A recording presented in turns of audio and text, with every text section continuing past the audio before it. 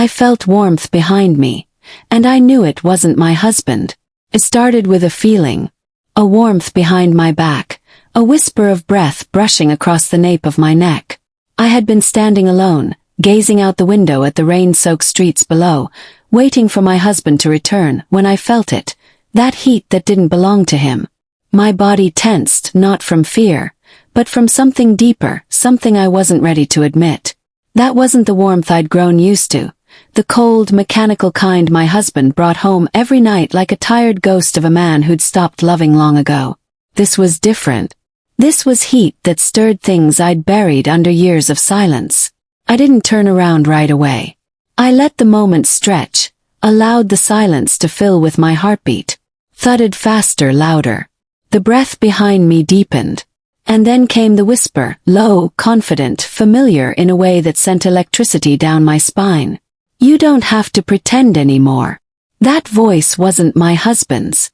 It belonged to someone else. Someone who had seen what my husband hadn't for years. My loneliness, my need, my hunger for affection, for connection. The first time we met, it was innocent. I had been crying in a quiet corner of the garden after a particularly cruel fight with my husband. He had accused me of things I hadn't done, belittled me, bullied me for no reason other than his own unhappiness. The stranger found me there, broken, crushed under years of emotional neglect. He didn't ask what was wrong. He simply offered silence and company. It was the first time I felt seen. He kept coming around. At first I thought it was a coincidence, but then I realized I was being watched. Not in a threatening way, but in the way someone might study a delicate painting in a gallery, waiting for the moment it falls from its frame. I should have been frightened, but I wasn't. It made me feel desirable again. Not invisible. One evening, when the air was thick with the scent of jasmine, he touched my arm. Just barely, just long enough. My skin lit up like fire. It wasn't just lust. It was rebellion. A small, burning protest against the life I'd accepted for far too long. A life filled with fake smiles, empty kisses, and cold nights. His touch made me feel wanted. Alive. The kisses came soon after. Hidden in shadows. Stolen in moments that should have never existed. His lips were soft but demanding, tasting of secrets and danger. Every time our lips met, I felt the guilt rise, but it melted under the weight of my need. He whispered things my husband hadn't said in years. How beautiful I was, how powerful I looked when I cried, how every tear on my cheek made him want to kiss the sadness away. One night the dam broke. We didn't just kiss. We collided. Bodies aching, hearts racing. He undressed me with his eyes first. His hands following the path his gaze had taken 100 times before. Every inch of me burned under his touch. His hands explored slowly, tracing the outline of my curves, memorizing me like a poem. His voice was low, dirty, sexy, whispering desires that had never been spoken aloud. He told me where he wanted to touch, where he wanted to kiss, and how long he wanted to stay there. It wasn't just sex. It was escape. Every moan, every gasp, every deep, hard thrust was an exhale of years of silence. He touched me like I was precious and ruined all at once. He made me cry, not from pain but from release. From the heartbreak of finally being seen. Of knowing I had been starved for so long. I had forgotten what it felt like to be loved with hands, with lips, with sweat and heat and the desperate press of bodies. But the guilt returned, stronger this time. I tried to end it. I told myself it was wrong. I was still married. But the truth was, I had already left my husband in every way that mattered. The man I shared a house with was a stranger. The man who kissed me in the dark made me feel like home. The bullying from my husband grew worse. He called me names he'd never used before. Accused me of cheating before I ever did. As if he knew he had already lost me. I cried in the shower, wiped away tears with shaky fingers. I wanted to run. I wanted to scream. But instead I smiled and stayed quiet. Because part of me was ashamed. And the other part, the darker part, was planning something else. Trap. I knew he was cheating too. I found lipstick on his collar one night. A shade I never wore. I found hotel receipts tucked deep in his wallet. He never bothered to hide them well. He thought I was too stupid to notice. But I saw everything. Every lie, every late night, every gaslight moment where he made me question my own sanity. So I decided to flip the script. Followed him. I hired someone to watch him. The proof came quickly. Photos, videos, audio. Him with another woman. Laughing. Touching. Kissing her the way he hadn't kissed me in years. It hurt, but it also gave me power. Now I wasn't the broken one. Now I had evidence. That night, I slept with the other man again. But this time I wasn't running. I was claiming something. My body, my choice, my pleasure. I let him undress me slowly, teasing me with his fingers, whispering things that made me blush even as my legs trembled. He slid inside me like he belonged there, like he had been waiting forever to fill the void that another man had created. Every movement was deliberate. He made me beg. He made me scream. He made me forget. But the morning came with consequences. My husband confronted me. Not because he found out, but because I left clues.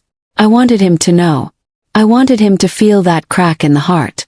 The same one he'd given me for years. The fight was brutal. Words became weapons. He called me a slut. Said I was worthless. I didn't cry this time. I looked him in the eye and told him everything. And I watched his face twist in rage, in disbelief, in helplessness. He tried to hit me. But I was ready. I recorded it. Every shout, every insult, every slap. He thought I was too weak to fight. I pressed charges. I had witnesses. He never saw it coming. He thought I was the silent, obedient one. But I had changed. I had turned every ounce of pain into power. Every moan into a weapon. Every kiss into proof that I could still feel, still burn, still fight. The other man, the one who had made me feel alive, watched from the shadows. He didn't speak. He didn't touch me. But I knew he was there, watching, waiting.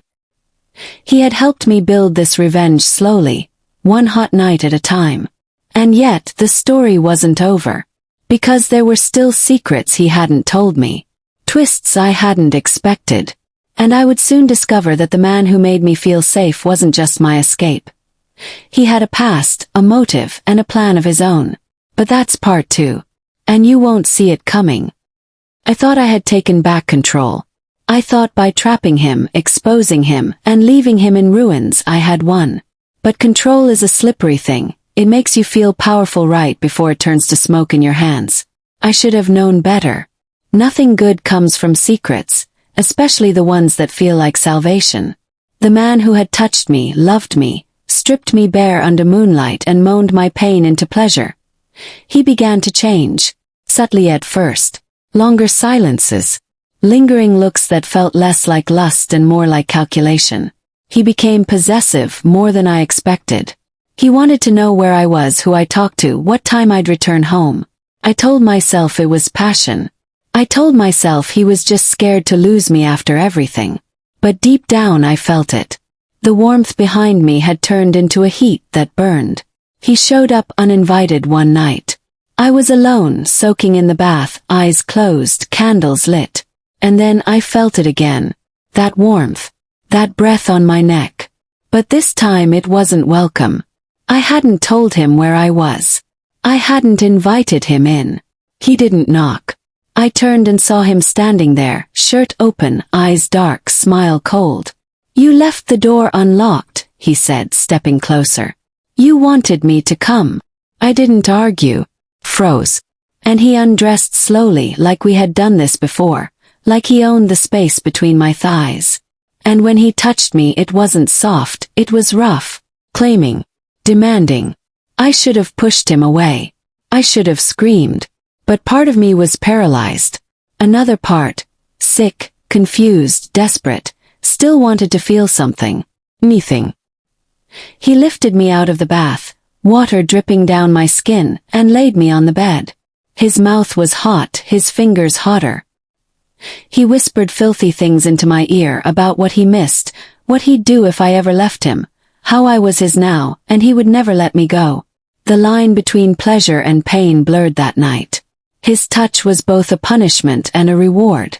I cried silently, not sure if the tears were from shame, from fear, or from the way his body brought mine to climax even while my heart begged it to stop. That night broke something in me. Pulled away. I stopped answering his messages. I changed my number. But he found me again. He followed me on the street. Left notes in my mailbox. Threatened to tell everyone about us. My husband's family, my workplace, even the court. "You used me," he said in one message. "Now you'll pay for it." The harassment began quietly.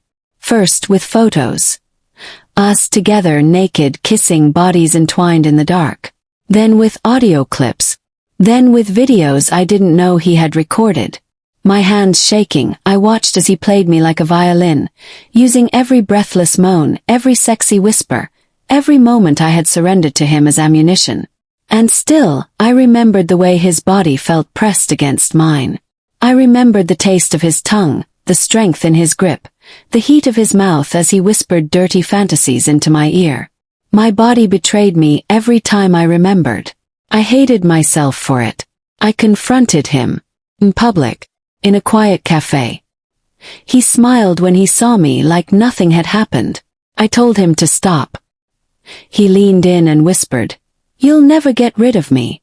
We were more than sex. You know it. You felt it." I didn't deny it. 'Cause I had felt it. But what I hadn't known was his truth. The twist came in the form of a woman. A woman who knocked on my door with trembling lips and sunken eyes. She looked familiar, but I couldn't place her. Until she spoke. "He did the same thing to me." My breath caught. She told me everything. How he had found her when she was vulnerable. How he made her feel special. How he made love to her like she was the only woman in the world. And then how he destroyed her. Used her secrets, blackmailed her, ruined her life. He showed me proof. Recordings. Photos. The same patterns. He was a predator. I wasn't his first. I wasn't even his second. The panic in my chest turned into rage. I contacted others. I found more victims. All of us had the same story. Different names, same pain. We created a group. We planned. He thought he was the hunter. He didn't know the hunted had grown teeth. I invited him over one final time. Told him I missed him. Told him I wanted him. Dressed in lace. Eyes heavy with mascara and secrets. He arrived eager, smug, arrogant. I led him to the bedroom. Lit candles. Let him undress me. He kissed my neck, licked the sweat from my collarbone, pressed himself hard against me, whispering the filth that once made my knees weak. But I had cameras now. I let him talk. I let him touch. I let him say everything he had said to the others. I let him go just far enough. Then I stepped back and opened the door. The other women walked in, silent, strong, armed with evidence. His face turned white. He tried to talk, tried to fight. But we had everything. Videos, texts, threats. And we took it all to the police. He was arrested, charged, exposed. The internet tore him apart. His charm melted. His empire of lies collapsed. And me broke finally. Cried for the parts of me that would never come back. The innocence I'd traded for vengeance. The love I'd mistaken for lust. The warmth I'd confused with real intimacy. But I also rose. He tried to crush me, but I walked away stronger. I started to heal. Slowly. With therapy. With solitude. With sunlight. I learned to love myself again. Not with sex, not with someone else's hands, but with quiet.